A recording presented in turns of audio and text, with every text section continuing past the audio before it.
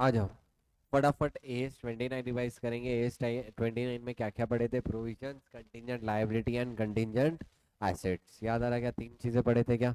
Yes. ठीक है, सबसे पहले आ जाओ प्रोविजन पे। प्रोविजन क्या था? Provision is a present obligation. Present obligation मतलब क्या? अभी मेरे को कुछ ना कुछ ऑब्लिगेशन है क्या? यस। ठीक है।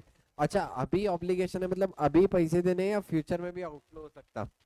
फ्यूचर में भी आउटफ्लो सकता, लेकिन अभी आउटफ्लो ऑब्लिगेशन फिक्स हो गई कि मेरे को देना ही है, बोल के फिक्स हो गया। बोलो बराबर है क्या? Yes means chance of occurrence are more than not, मतलब ऑकरेंस के चांसेस ज्यादा है, मतलब डेफिनेट हो गया कि ऑकरेंस होगा ही। यस। उसके बाद arising out of past event. Arising out of past event मतलब क्या? पहले कुछ हुआ, उसकी वजह से अभी क्या हो रहा? प्रेजेंट ऑब्लिगेशन हो रहा। बोलो बराबर है क्या? यस, यानी it is a present obligation arising out of past event. Some event has been occurring to the past which has been eliminated with any other alternative, which is expected to result in outflow of resources. क्या resources का outflow होगा क्या मेरे पास से? Yes.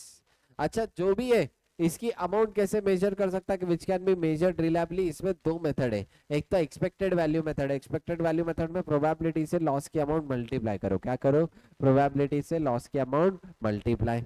दूसरी क्या था? Most possible outcome method, जहां पे मैनेजमेंट ही कैलकुलेट करके दे देगा, यानी डायरेक्टली क्वेश्चन में दिया हुआ रहेगा। मोस्ट लाइकली आउटकम मेथड या फिर पॉसिबल आउटकम मेथड। बोलो बराबर है क्या?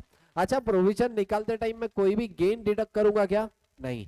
प्रोविजन हमेशा एज इट इज अमाउंट में लेना, उसमें से कुछ भी डिडक्शन करूंगा क्या? नहीं। अगर कुछ भी गेन है तो उसको अलग से, अगर वर्चुअली सर्टेन है तो सेपरेट एसेट बोल के रिकॉग्नाइज करो, क्योंकि अपना कंजर्वेटिज्म कॉन्सेप्ट क्या बोलता था?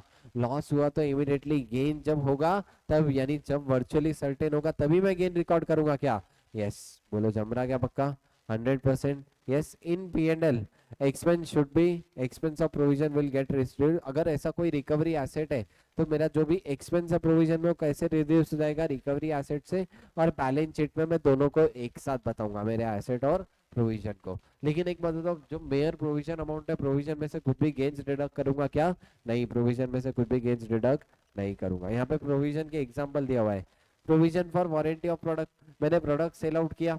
अब ऐसा हो सकता है कि इन फ्यूचर में मेरे को उसमें कुछ repair and maintenance free of cost करके देना पड़े। बोले यस और नो? यस, तो उसके लिए भी प्रोविजन बना के रखते हैं। फाइनेंशियल गारंटी, मैंने लोन में फाइनेंशियल गारंटी दी है लेकिन सामने वाली पार्टी पैसे डुबा दे रही, तो मेरे को भरने पड़ेंगे, यानी एक तरीके से ये भी मेरे लिए प्रोविजन फॉर लायबिलिटी होगा। क्या बोलो रे? Yes. Legal dispute in court, court में लीगल डिस्प्यूट है लेकिन क्या है? पॉसिबिलिटी ऑफ लॉस इज बहुत ज्यादा हाई पॉसिबिलिटी है, तभी मैं क्या बनाऊंगा? प्रोविजन, जब प्रेजेंट ऑब्लिगेशन हो गई। लेकिन अगर पॉसिबिलिटी हाई नहीं है तो बनाऊंगा क्या? नहीं, फिर अपन कंटिंजेंट लायबिलिटी बोल के देखेंगे। उसके बाद provision for restructuring of business, अगर बिजनेस रिस्ट्रक्चर कर रहा तो वहां पे कुछ भी कॉस्ट एक्सपेक्टेड है तो उसका भी प्रोविजन बना के रख सकता है। लेकिन जब भी ये कॉस्ट का प्रोविजन बनाऊंगा, नॉर्मल एक्टिविटी का बनाऊंगा क्या? नहीं। नॉर्मल ऑपरेटिंग एक्सपेंसेस का प्रोविजन कभी भी नहीं बनाऊंगा रिस्ट्रक्चरिंग वाले केस में। बोलो जम रहा क्या? पक्का? यस। ठीक है। नेक्स्ट क्या है? कंटिंजेंट लायबिलिटी में, अच्छा ऊपर प्रोविजन में प्रेजेंट ऑब्लिगेशन थी, कंटिंजेंट लायबिलिटी में क्या होगी? Possible obligation. कंटिंजेंट लायबिलिटी में क्या है? Possible obligation arising from the past event on occurrence और non occurrence of uncertain future event. Uncertain मतलब पता है क्या?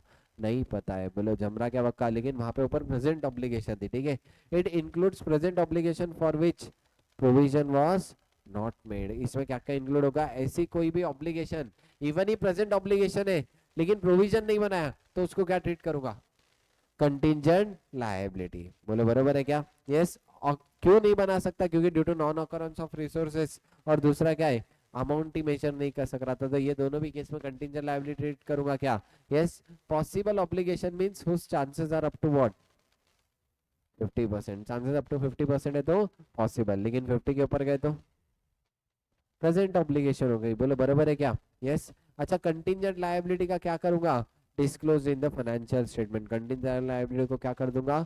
डिस्क्लोज। बोलो जम रहा क्या? अच्छा, कंटिंजेंट एसेट है या गेन, मतलब मेरे को कुछ तो भी इनफ्लो होने वाला है, आउटफ्लो होने वाला है, इनफ्लो इनफ्लो होने वाला है। अच्छा, लेकिन सर्टेन है क्या? नहीं। कंजर्वेटिज्म कॉन्सेप्ट बोलता था गेन कभी भी अपन रिकॉर्ड करेंगे क्या? नहीं, जब तक वर्चुअली सर्टेन नहीं हो जाता, जब तक एक्चुअली कंफर्म नहीं हो जाता। तो यहाँ पे भी नो ट्रीटमेंट, और इसका डिस्क्लोजर भी देने की जरूरत है क्या?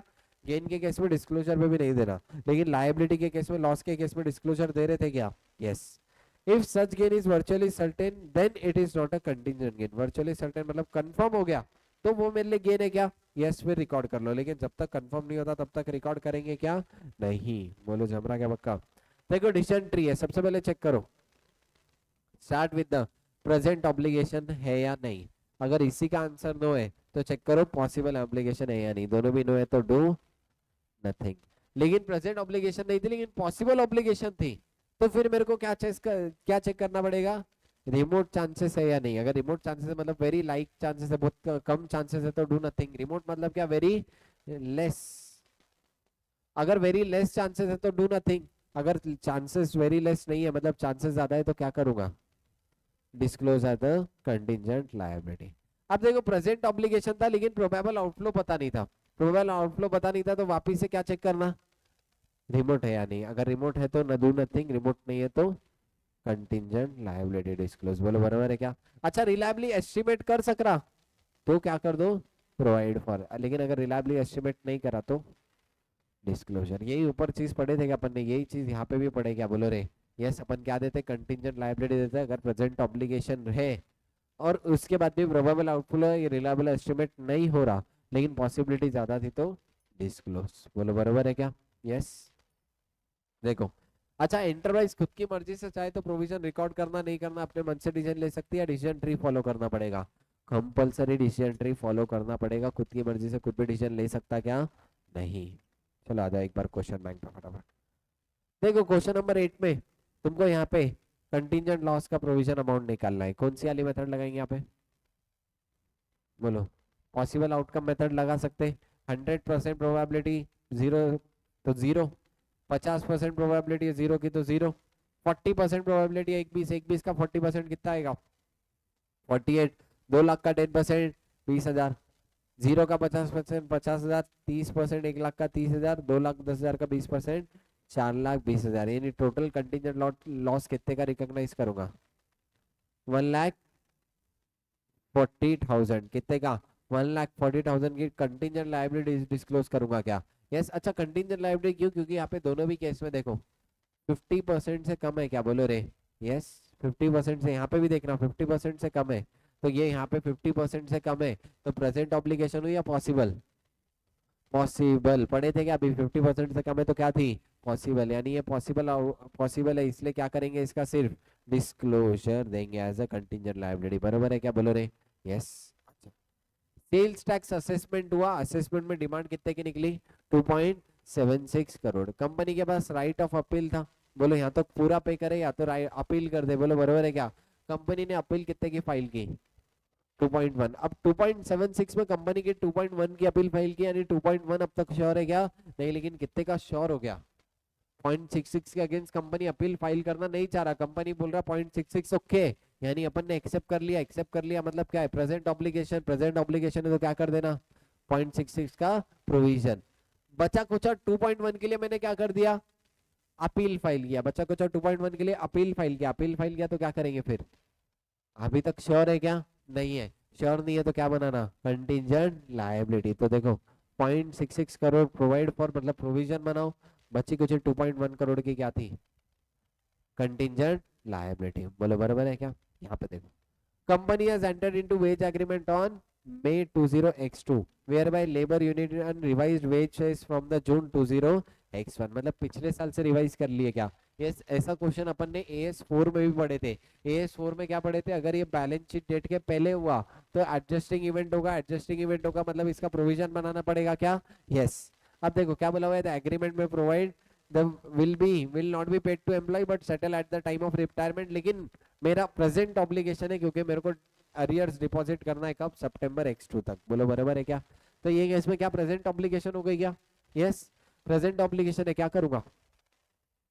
बोलो प्रेजेंट ऑब्लिगेशन है, क्या करूंगा? प्रोविजन। अच्छा, अब प्रोविजन इसमें x2 x3 में बनाऊं या x1 x2 में? तो सिंपल आंसर इज अगर ये इवेंट बिफोर पहले हुआ होता तो कब बनाते? x1 x2। आईसीआई ने इतना डिटेल में नहीं लिखा, आईसीआई ने खाली लिखा हुआ है प्रोविजन कब बना देना?